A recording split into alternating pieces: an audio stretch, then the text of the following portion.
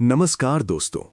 आप सुन रहे हैं डार्क खूनी पर एक और रोंगटे खड़े कर देने वाली डरावनी कहानी।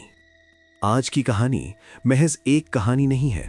ये उस खौफ का एहसास है जो रात के अंधेरे में सूनी सड़कों पर आपका इंतजार कर रहा होता है, जहां एक छोटी सी गलती आपकी आखिरी गलती बन सकती है। क्या आपने कभी रात के 2 बजे सूने हाईवे पर किसी अजनबी के लिए अपनी गाड़ी रोकी है? अगर आपका जवाब हाँ है, तो ये कहानी खत्म होने तक आप अपनी उस गलती पर कांप उठेंगे। ये घटना दिसंबर 2019 की सर्दियों की है।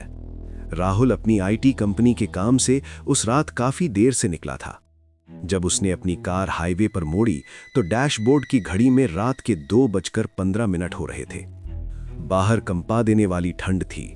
सड़क पर मीलों तक कोई दूसरी गाड़ी नहीं थी। सन्नाटा इतना गहरा था कि राहुल को कार के टायरों के सड़क से रगड़ने की आवाज भी किसी भारी मशीन के चलने जैसी लग रही थी। धीरे धीरे एक घना सफेद कोहरा सड़क पर रेंगने लगा।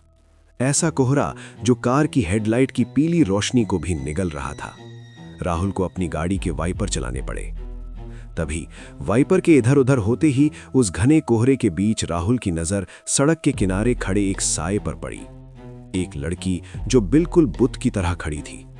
उसने सफेद लिबास पहना था, लेकिन वो कपड़े साफ नहीं थे। नीचे की तरफ से वो कीचड़ और सूखी लाल मिट्टी में सने हुए थे, जैसे वो किसी गहरी खाई से घिसटती हुई ऊपर आई हो।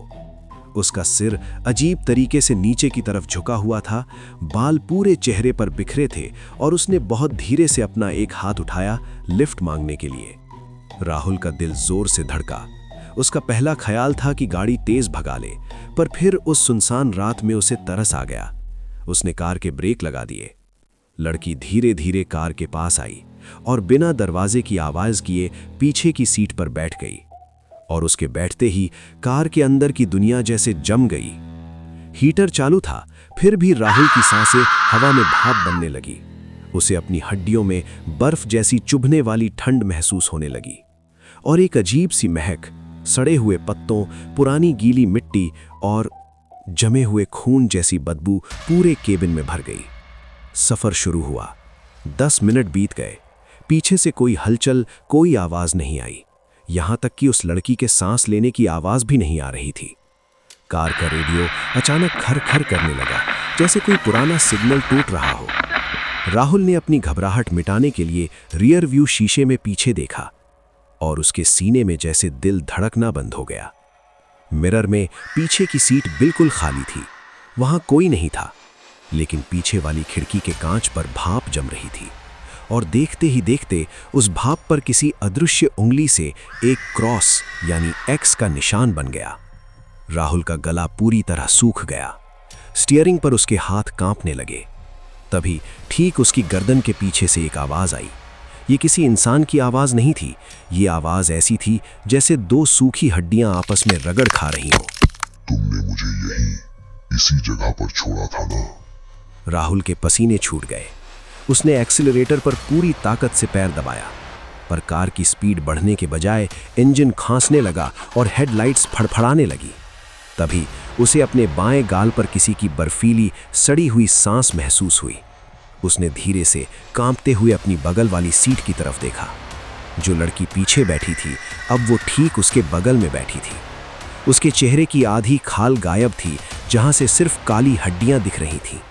उसकी आंखों में कोई पुतलियां नहीं थीं, सिर्फ सफेद गड्ढे थे और वो मुस्कुरा रही थी। एक ऐसी भयानक मुस्कान जिससे उसके गालों की चमड़ी कान तक फट गई थी। राहुल की चीख निकल गई। उसने पूरी ताकत से ब्रेक मारा। कार बुरी तरह घिसटती हुई एक झटके से रुकी। वो पागलों की तरह दरवाजा खोलकर बाहर सड़क पर गिरा और बिना पीछे देखे घने कोहरे में अंधों की तरह भागने लगा। हांफते हुए जब उसने बहुत दूर से अपनी कार की तरफ पलट कर देखा, कार स्टार्ट थी, हेडलाइट्स जल रही थीं, लेकिन अंदर कोई नहीं था। लेकिन कार के सामने वाले शीशे पर अंदर की तरफ से किसी के खून से सने दोनों हाथों के पंजे छपे हुए थे, जैसे कोई अंदर से बाहर निकलने की कोशिश कर रहा हो। अगले दिन पुलिस को उस रास्ते पर राहुल तो बेसुध मिला, लेकिन जब बात फैली तो पता चला कि ठीक उसी जगह पर 3 साल पहले एक लड़की का बेरहमी से कत्ल करके उसकी लाश झाड़ियों में फेंक दी गई थी। और जो कार राहुल चला रहा था वो उसी खूनी रात को सेकंड हैंड खरीदी गई थी। इसलिए दोस्तों, रात के सन्नाटे में अगर कोई रास्ता मांगे तो रुकना मत, क्योंकि कुछ मुसाफिर लिफ्ट नहीं, अपना इंतकाम मांगने आते हैं। अगर इस कहानी ने आपके रोंगटे खड़े कर दिए हों तो वीडियो को लाइक करें और ऐसी ही खौफनाक रातों का सफ़र तय करने के लिए डार्क खूनी को सब्सक्राइब ज़रूर करें।